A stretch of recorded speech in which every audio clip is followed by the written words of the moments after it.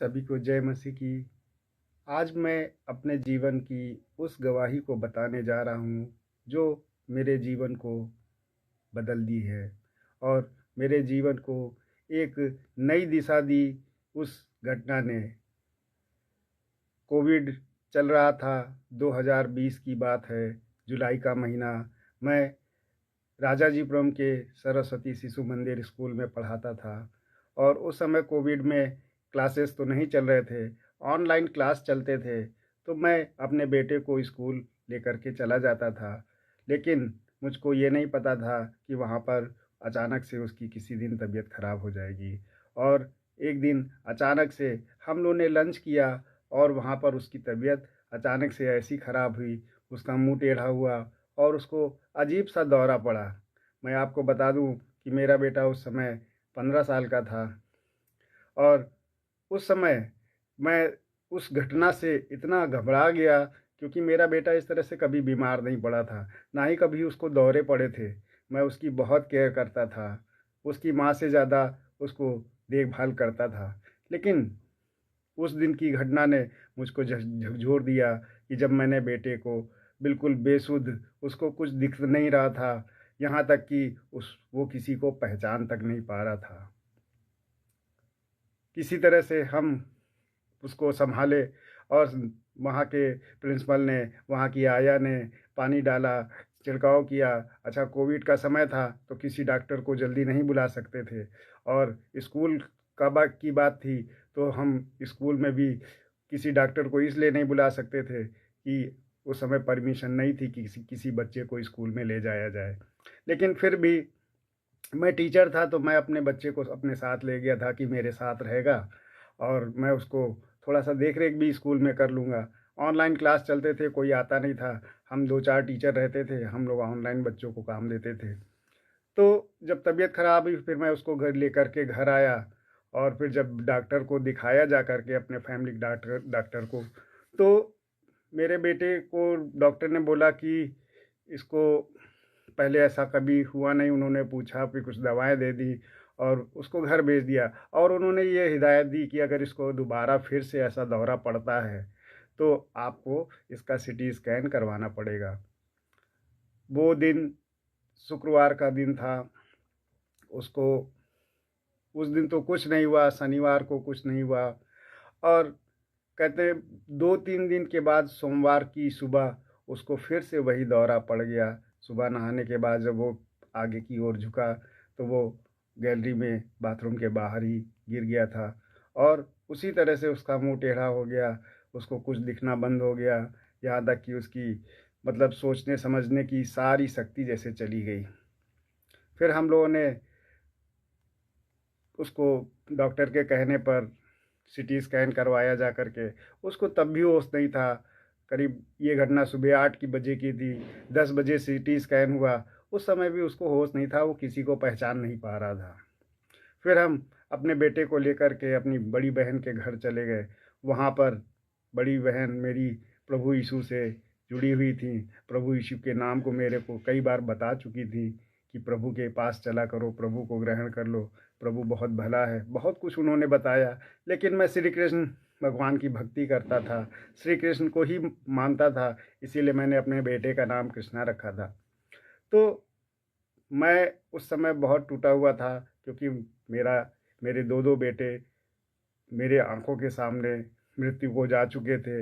ये मेरा एक बेटा था जो इतना बड़ा हो गया था। तो मैं आपको बता देना चाहता हूँ उस समय मैं कितना परेशान होगा, एक पिता के ऊपर किस तरह से कष्ट पड़ रहा होगा, कितनी उसके अंदर भय समाया होगा कि उसके बेटे को कुछ हो ना जाए। हम लोग उसी दिन शाम को डॉक्टरों के पास लेकर के दौड़ते रहे। उसको सोमवार वाले दिन ही 4 बजे के टाइम फिर से दौरा पड़ गया और वो दौरा पेट्रोल पंप के बाहर, हम लोग बाहर डॉक्टर के पास जा रहे थे, स्कूटी के पास पड़ गया और वो वहीं पे ज़मीन में गिर गया। उस घटना को उस समय जब उसको दौरा पड़ा तो मैं बिल्कुल घबरा गया। मेरे को लगा मैं अपने बेटे से दूर हो जाऊंगा क्या, मेरा बेटा मेरे हाथ से निकल जाएगा क्या।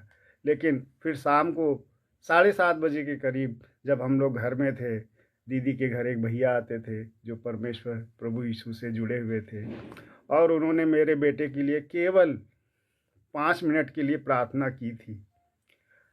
और उस 5 मिनट की प्रार्थना में हम लोग सिविल हॉस्पिटल जा रहे थे हजरतगंज, और रिक्शे वाला बाहर खड़ा था, और वो भैया बस आए थे। उन्होंने 5 मिनट के लिए थोड़ी देर प्रार्थना की थी, और जो भी कहा हो उन्होंने प्रार्थना में, कहते हैं कि उस प्रार्थना के बाद जब हम लोग सिविल गए उसको, अपने बेटे को एडमिट करवाने के लिए, तो वहाँ पे डॉक्टर ने एडमिट नहीं किया, वहाँ से जो है बलरामपुर रेफ़र कर दिया। बलरामपुर में भी भर्ती नहीं किया कि बेड खाली नहीं है, इस समय कोरोना है, आपको कोरोना की जांच करवानी पड़ेगी। और हम लोग इधर उधर भटकते रहे, रात के 11 बज रहे थे। मेरी भाभी, मेरा भतीजा मेरे साथ थे, लेकिन मेरे को कोई मार्ग नहीं दिख रहा था। फिर हम लोग घर आ गए, और मैंने भी प्रभु से प्रार्थना किया कि प्रभु आप मेरे बच्चे को संभालें।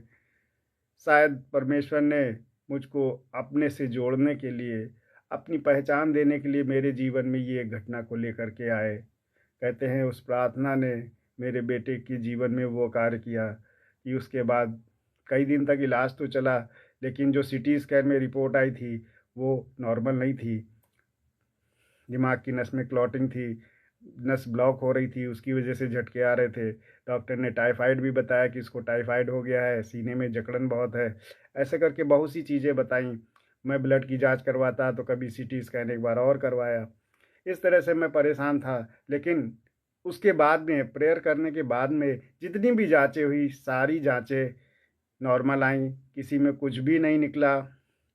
और आगे चल के फिर मैंने जुलाई 17 को मेरे बेटे को तबीयत ख़राब हुई थी, और मैंने 5 अगस्त को प्रभु यीशु को ग्रहण किया, और प्रतिज्ञा की कि अगर प्रभु मेरे बेटे को ठीक कर देते हैं तो मैं जीवन भर प्रभु यीशु को अपना परमेश्वर मानकर रहूँगा।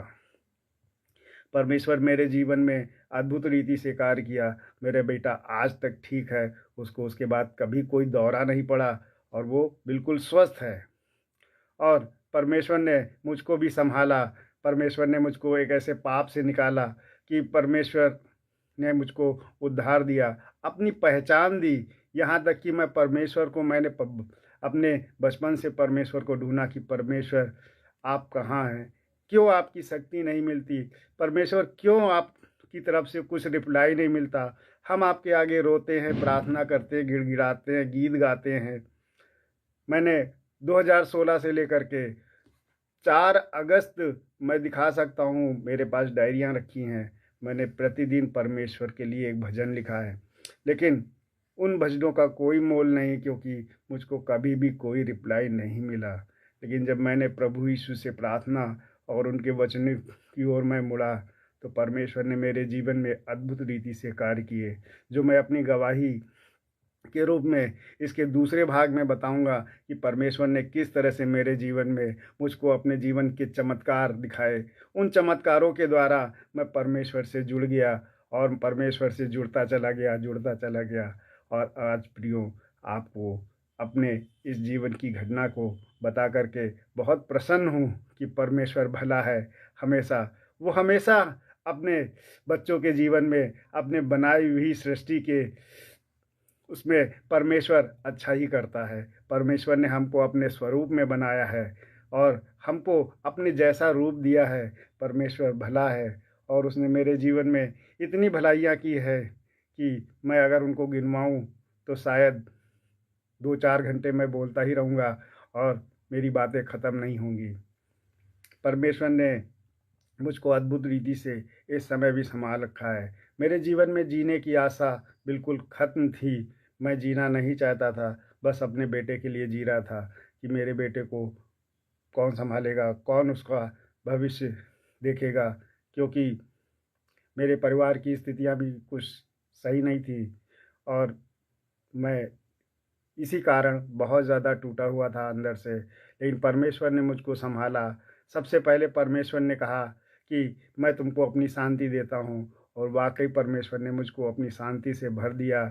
आज मैं आनंदित हूँ मेरे पास कुछ भी नहीं होता है, तब भी मैं परमेश्वर में आनंदित रहता हूँ और हमेशा परमेश्वर का धन्यवाद करता हूँ कि परमेश्वर तूने मुझको कितनी अद्भुत रीति से अभी तक संभाल के रखा है। परमेश्वर, आपका मैं धन्यवाद करता हूँ कि आपने मेरे बेटे को चंगाई देने के द्वारा मुझको अपने से जोड़ लिया। प्रभु, मैं इसके लिए भी धन्यवाद करता हूँ कि प्रभु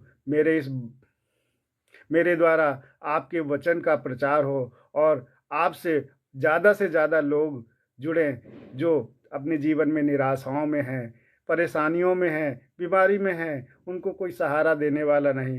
परमेश्वर, अगर मेरे इस प्रचार के द्वारा, मेरी इस गवाही के द्वारा अगर कोई भी आपसे जुड़ता है तो प्रभु मेरा जीवन सफल हो जाएगा। परमेश्वर, मैं धन्यवाद करता हूँ परमेश्वर कि आपने मुझको आज इस लायक बनाया कि मैं आपके नाम की महिमा कर सकता हूँ, मैं आपके नाम का धन्यवाद कर सकता हूँ। सभी को जय मसीह की।